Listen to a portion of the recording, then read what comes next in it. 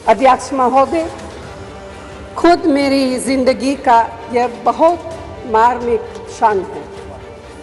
पहली दफा स्थानीय निकायों में स्त्री की भागीदारी तय करने वाला संविधान संशोधन मेरे जीवन साथी राजीव गांधी जी ही लाए थे। उन्होंने लाए थे जो राज्यसभा में 7 वोटों से गिर गया था। बाद में प्रधानमंत्री पीवी नरसिम्हा राव जी के नेतृत्व में कांग्रेस सरकार ने ही उसे पारित कराया। आज उसी का नतीजा है कि देश भर के स्थानीय निकायों के जरिए हमारे पास 15 लाख चुनी हुई महिला नेता है। राजीव गांधी जी का सपना अभी तक आधा ही पूरा हुआ है। इस बिल के पारित होने के साथ ही वह पूरा होगा। अध्यक्ष महोदय, कांग्रेस पार्टी इस बिल का समर्थन करती है। निशिकांत जी। माननीय अध्यक्ष जी, कांग्रेस या उसके समर्थक दल किस तरह से लोकतंत्र का गला घोटते हैं वो मैं उदाहरण हूँ। मैं गांव में पैदा हुआ, मेरे माँ पिताजी आज भी गांव में रहते हैं। आज जब मैं पार्लियामेंट के लिए चल रहा था तो मेरी माँ आज एम्स देवघर में भर्ती है सर। उसने मुझे फ़ोन किया कि बेटा यदि पार्टी तुमको मौका देती है तो आज इस बिल के बारे में जरूर बोलो। और इसीलिए कहा उसने कि जो महिला है सर, आज यदि सारे पुरुष यहाँ मौजूद हैं तो उसका कारण महिला है। यदि महिला नहीं होती तो पुरुष का कोई एग्जिस्टेंस नहीं होता। और आज चूंकि कांग्रेस की गलतफहमी है, गलती है सर, और ये जितने अपोजिशन के लोग हैं वो इतने वर्षों तक इस बिल को लेकर नहीं आए। हमारे माननीय प्रधानमंत्री जी ने ये नैतिक साहस दिखाया, हमारी पार्टी ने ये नैतिक साहस दिखाया। आज हम बिल लेकर आए हैं कि इनके पेट में दर्द हो रहा है। हम वर्षों से सुनते रहे सर कि जननी जन्मभूमिश्च स्वर्गादपि गरीयसी, यत्र नार्यस्तु पूज्यन्ते रमन्ते तत्र देवता। लेकिन क्या हुआ? इस देश में महिलाएं स्कूल एजुकेशन के लिए परेशान थी। जब तक माननीय अटल बिहारी वाजपेयी जी की सरकार नहीं आई, सर्व शिक्षा अभियान इस देश में नहीं आया, महिलाओं का जो है शिक्षा का लेवल नहीं बढ़ पाया सर। महिलाएं यदि बच्चियां स्कूल जाती थी तो उनको जो है खाना बनाकर जाना पड़ता था सर। और इसको जब हमारे प्रधानमंत्री जी ने देखा तो मिड डे मील स्कीम जब तक कि सरकारी स्कूलों में लागू नहीं हुआ तब तक महिलाओं की संख्या, बच्चियों की संख्या नहीं बढ़ी सर। और उसके बाद जो सबसे बड़ा प्रॉब्लम था, इस देश के प्रधानमंत्री ने जो सबसे बड़ी बात की कि उनको सम्मान दिया सर। सारे स्कूल में, स्मृति ईरानी जी उस वक्त एचआरडी मिनिस्टर थी, सारे स्कूलों में शौचालय बनाकर महिलाएं कैसे अच्छा से पढ़ेंगी, बच्चियां कैसे आगे बढ़ेंगी, उसी का ये उदाहरण है। और उससे आगे बढ़कर आज जो कल से लेकर परसों से लेकर माननीय प्रधानमंत्री जी लगातार बोल रहे हैं कि सही समय है, यही समय है। धन्यवाद सभापति महोदय कि आपने मुझे एक अवसर दिया इस विधेयक को बोलने के लिए। नारी शक्ति वंदन विधेयक, समाजवादी पार्टी की हमेशा से यह मांग रही है कि पिछड़ा वर्ग महिला तथा अल्पसंख्यक महिला को भी इसमें सम्मिलित किया जाए, इसमें उनको आरक्षण दिया जाए।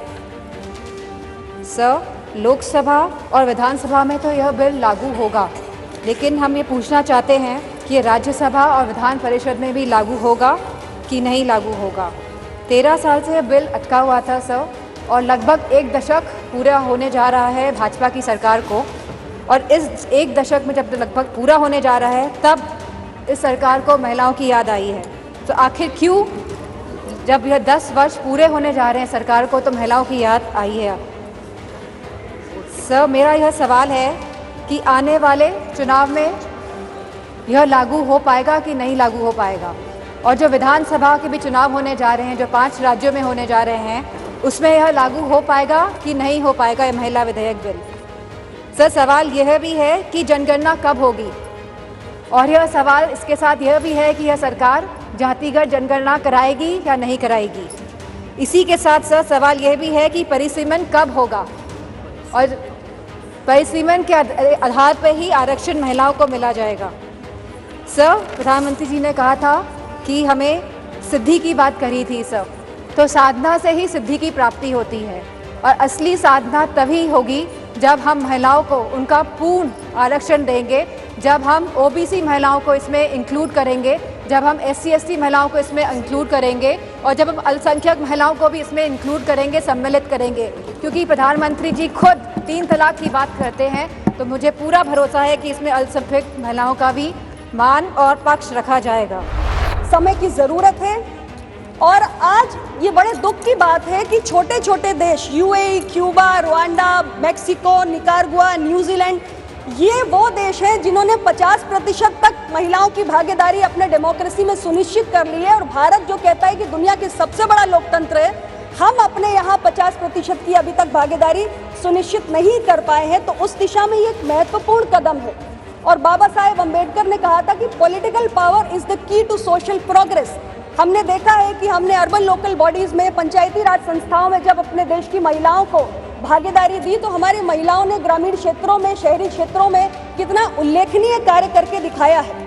और जहां तक मोदी जी की सरकार की बात है तो हमारी सरकार विमेन लेड डेवलपमेंट की बात करती है, यानी कि महिलाएं आगे बढ़ के कैसे देश का नेतृत्व करें, इसकी बात हम करते हैं। तो इसलिए ज़रूरी है कि जो टॉप मोस्ट डिसीजन मेकिंग है हमारे देश के अंदर, हमारे लेजिस्लेटिव प्रोसेस में और हमारे इन इंस्टीट्यूशंस में हमारी महिलाओं को लाना बेहद ज़रूरी है। और उस दृष्टि से ये बिल बहुत ही महत्वपूर्ण है। 3A जोड़ा जा रहा है, जिसके अनुसार महिलाओं के लिए ये आरक्षण जो आज ये सदन चर्चा के लिए ले रहा है, ये आरक्षण 15 सालों के लिए प्रभावी रहेगा। 15 सालों के बाद अगर इसको बढ़ाना है तो ये संसद ही तय करेगी, ये संसद को अधिकार रहेगा। और ये जो सीटें हैं जितनी आज है, जैसे जैसे सीटें बढ़ती जाएगी 33% के अनुसार महिलाओं का आरक्षण भी बढ़ता जाएगा। अब मैं थोड़ा सा कि काफी कल भी चर्चा हुई, मैं थोड़ी हिस्ट्री देना चाहता हूं कि भारतीय जनता पार्टी ने अपने राष्ट्रीय कार्यकारिणी की बैठक जो वडोदरा में हुई, उसमें सबसे पहले संशोधन करके महिलाओं को सशक्त करें पार्टी में, इसके लिए 33% महिलाओं से पद भरे जाएंगे, ऐसा निर्णय किया। उसके बाद वातावरण बना, दूसरी पार्टियों में भी प्रेशर आया। अब किया कि नहीं किया मुझे पता नहीं है, लेकिन उसके बाद से भाजपा लगातार लोकसभा और राज्यसभा में 33% सीटें आरक्षित करने के लिए निरंतर प्रयास करती रही।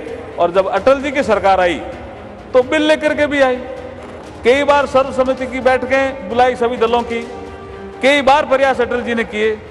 12वीं लोकसभा के समय 98 में, 13वीं लोकसभा के समय 99 में महिला आरक्षण विधेयक लोकसभा में प्रस्तुत किया गया।